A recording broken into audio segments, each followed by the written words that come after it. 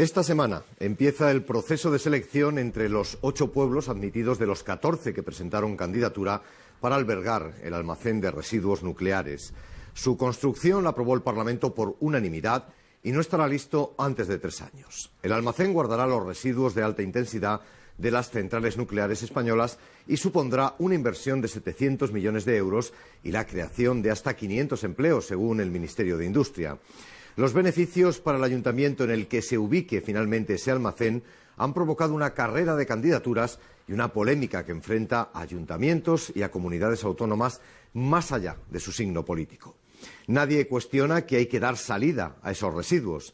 Lo difícil es ponerse de acuerdo a la hora de decidir el lugar donde llevarlos.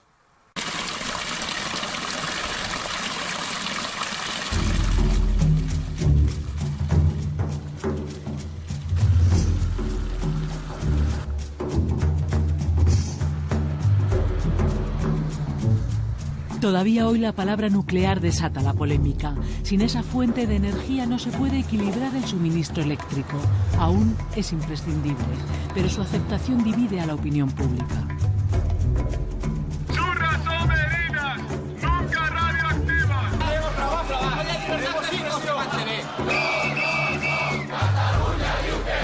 En el resto de Europa, partidarios y detractores están casi a la par, aunque según las encuestas, la nuclear gana más apoyos que hace 5 años.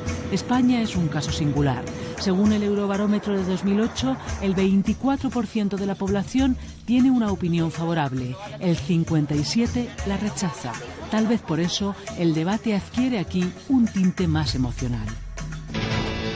Cerca de la mitad de la energía eléctrica que consumimos viene de los combustibles fósiles. Las renovables llegan casi a la tercera parte, pero el 17% procede de las nucleares y su uso genera residuos. Todos coinciden en que deben guardarse en un lugar seguro. El problema comienza cuando se empieza a preguntar ¿dónde?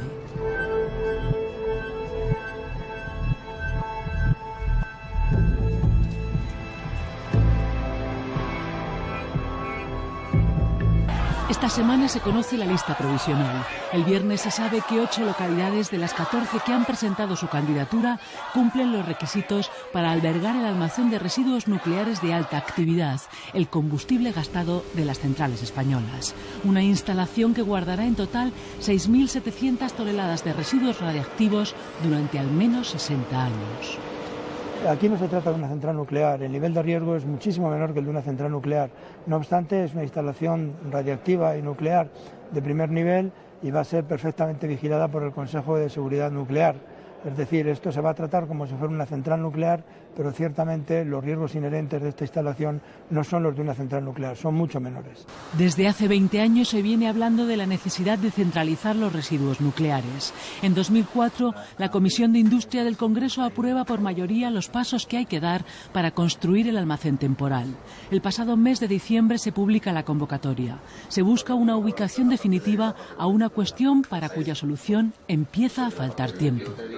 Porque las centrales que tenemos, que ya están próximas a los 30 años, muchas de ellas, otras a los 40 años, tienen sus piscinas con niveles de almacenamiento muy elevados, porque una parte de nuestros residuos, que en su momento fueron enviados a Reino Unido y a Francia, después del desmantelamiento de Vandellós, tienen que regresar a España también porque ya sufrieron el proceso que tenían que sufrir allí y tienen que regresar a España en los próximos años y necesitamos un almacén central para ubicarlos, puesto que esta es la mejor forma y la más segura. La polémica estalla cuando se presentan los primeros pueblos. El candidato inicial es Yebra, en Guadalajara. El 21 de enero, en un tenso pleno municipal, se convierte en el primer municipio que elige aspirar a una instalación nuclear. Mientras en la puerta del consistorio se deja sentir el enfrentamiento de los vecinos, los 5 concejales populares votan a favor a pesar de la amenaza de expediente de su partido y los 2 socialistas votan en contra a pesar de que es un proyecto del gobierno. El presidente de la Junta de Castilla-La Mancha, el socialista José María Barreda, se opone a la instalación, protagoniza desde entonces numerosas declaraciones y asegura que la impugnará por la relación laboral del alcalde de Yebra con la empresa que gestiona los residuos nucleares. Una semana más tarde, las Cortes de Castilla-La Mancha rechazan las candidaturas presentadas por 3 pueblos de la región. Un trabajo para poder mantener a nuestras nuestras familias. Queremos un trabajo digno para poder mantener a nuestras familias. Estamos en el paro. Un día después de Yebra, en Ascó, Tarragona, también estalla la batalla. El alcalde de Convergencia y Unió desolla a su partido y anuncia que propondrá su candidatura en un pleno el 26 de enero. Manifestaciones en contra y la oposición del presidente del gobierno catalán, el socialista José Montilla, que era ministro de Industria cuando se aprobó el almacén, así como la oposición de sus compañeros de gobierno, echan más leña al fuego de la polémica en la candidatura de Ascó. Lo que pasa es que la disputa que ha habido, digamos, la oposición política en esas comunidades autónomas, tanto en Cataluña como en Castilla-La Mancha, ha forzado a que se buscaran otros candidatos en zonas no nuclearizadas, zonas que, según las bases del concurso, tendrían muchas menos posibilidades de conseguir el almacén y su centro experimental nuclear asociado, porque no están en entornos centrales nucleares. Pero se ha buscado esos otros candidatos al ver que en los que ya inicialmente estaban previstos Yebra y Ascó ha habido una gran oposición autonómica, ¿no? 700 millones de inversión inicial y 6 millones de euros al año para el pueblo que lo albergue se convierten en la principal razón por la que varios ayuntamientos se lanzan a la carrera por su candidatura. La semana pasada, antes de que acabe el plazo, 2 pueblos más de Castilla-La Mancha, 7 de Castilla-León, 1 de Extremadura y 1 de Valencia presentan la documentación para optar al almacén de residuos nucleares. Algunos tienen muy pocos habitantes y, salvo en el caso de los más pequeños, muchas de las decisiones levantan ampollas en el entorno de las comarcas y en sus comunidades autónomas. Mientras, grupos ecologistas inician movilizaciones y el Gobierno asegura que la decisión final se tomará buscando el consenso. Hemos visto cómo pueblos se han presentado como candidatos convocando plenos extraordinarios con carácter de urgencia el último día de plazo, a última hora, sin que nadie lo supiera en su pueblo ni en el entorno, y esto nos parece de una manera muy mala, muy negativa, muy antidemocrática de tratar de resolver un grave problema de primer orden de magnitud social, medioambiental y económica, como son los residuos reactivos. Existen en España ya 3.000 toneladas aproximadamente de residuos que gestionar y esto hay que hacerlo sí o sí. Sobre el realismo, lo más sensato es no aumentar esta cantidad. Creo que existen ya hoy alternativas a la energía nuclear en España que permitirían dejar de producir residuos y luego sobre estas 3.000 toneladas juntémonos y decidamos. Podemos encontrarnos con posturas diversas, incluso hay quien dice que no es buena idea proceder a almacenamientos temporales y enterrarlos ya. Siempre hemos dicho que es necesario buscar el máximo consenso, es uno de los principios que está establecido en la resolución que ordena todo el proceso y vamos a trabajar para buscar ese consenso. Hay un trámite de audiencia y de alegaciones de todas las administraciones, que pueden participar todas las administraciones, por supuesto grupos ecologistas, instituciones diversas, etcétera, con sus manifestaciones sobre el proceso. Este es el proyecto más parecido al que se quiere construir en España. Está en Borsel, Holanda, y guarda los residuos nucleares del país. Es 10 veces más pequeño de lo que será el español. Tiene muros de más de 1,5 metros, se encuentra en un polígono industrial y está hecho a prueba de catástrofes naturales y accidentes. Existen plantas similares en Suiza, Bélgica y otros países europeos que siguen los mismos principios de construcción. Lo que es el elemento de combustible o el residuo tiene 2 barreras para con el exterior, de forma que eso está totalmente confinado y es tal la pasividad de la instalación que incluso la refrigeración es por convención natural. Quiere esto decir que el propio calor que emite el combustible irradiado es lo que lo refrigera. El aire entra por un determinado extremo y sale por las chimeneas que ustedes quizás han podido ver. Convención natural, no está sujeto a movimientos de ningún tipo de equipo que pueda fallar. La propuesta es que su forma de refrigeración y otros procesos se realicen por sistemas naturales para evitar fallos. Diseñado en 2004 y revisado y autorizado en 2006 por el Consejo de Seguridad Nuclear, el proyecto español se adaptará al lugar en el que vaya a ser ubicado. Guardará en cápsulas de acero blindadas con hormigón los residuos de los 8 reactores que hay en funcionamiento y de los desmantelados. Será una instalación industrial de alta seguridad con un laboratorio de investigación anexo donde podrían trabajar varios centenares de personas con formación cualificada. Pues los elementos básicos de la seguridad sería mantener confinado el material radiactivo, por medio de una serie de barreras que impidan que se ponga en contacto con las personas, los trabajadores de la instalación o con el medio ambiente y con el exterior.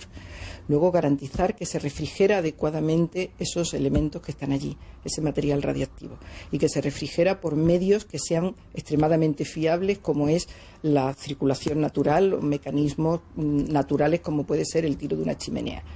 Y, por último, el que se garantiza que los materiales que están allí no vuelven a tener reacciones como las que tenían mientras estaban en el núcleo del reactor.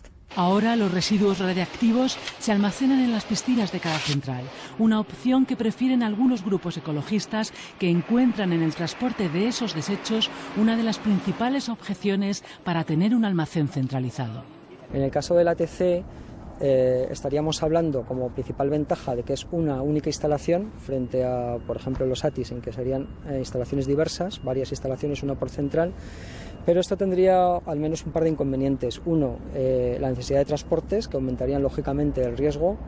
Dos, el hecho de que una única localidad tiene que sufrir el efecto de todos los residuos radiactivos procedentes de todas las centrales nucleares. Y no hay que olvidar todo el coste enorme que va a tener el traslado de residuos. En Alemania, por ejemplo, cada uno de esos traslados ha provocado en algunas ocasiones tener que suspender la liga de fútbol porque ha habido que implicar un gran despliegue policial ante el riesgo que tienen esos transportes. Primero, desde el punto de vista radiactivo, porque son muy radiactivos, y luego de que puedan ser objeto de un ataque terrorista. En relación con el transporte, yo creo que existe una cierta leyenda. Yo todavía no he escuchado nunca ningún caso de algún accidente de transporte con material nuclear en el cual haya habido consecuencias radiológicas. Si nos basamos en cifras y en estadísticas que hay en el mundo, bueno, pues se han recorrido más de 20 millones de kilómetros transportando combustible gastado. Se han transportado más de 100.000 toneladas. Hoy mismo, en el año, hay unos 700 transportes de combustible gastado en la Unión Europea. Es posible que hoy mismo estén circulando camiones con combustible gastado y nosotros no nos enteramos. A partir de ahora, una comisión interministerial examinará la idoneidad de los candidatos y tendrá en cuenta cuál es la zona con un mayor grado de consenso. Tardará al menos 5 meses en emitir un informe que elevará al Gobierno, quien tendrá que tomar al final la decisión. Es importante la semántica, porque indudablemente eso influye en la mente de las personas. Y es muy importante subrayar que no se trata de algo que se abandona, no se trata de un cementerio, de unos materiales que son inútiles, se trata de un almacenamiento temporal centralizado, es decir, algo que va a estar funcionando durante una serie de decenios, no más de un siglo, y luego se recuperará ese material para obtener de ese material otros materiales de altísimo interés energético que en el futuro vamos a saber explotar y que hoy día todavía no sabemos explotar, pero en el futuro vamos a ser capaces de sacar mucha energía de esos materiales. Mientras la ciencia busca otras soluciones que hoy parecen condenadas al medio o al largo plazo, una de las cuestiones más complejas del mundo actual, como gestionar y guardar los residuos nucleares de alta actividad, se convierte en tema habitual de conversación y con frecuencia en motivo de discusión en bares y casas de pequeños pueblos, demostrando así una de las tendencias de nuestro tiempo, que para examinar un problema global con una lupa local se necesitan al menos antes grandes dosis de buena información.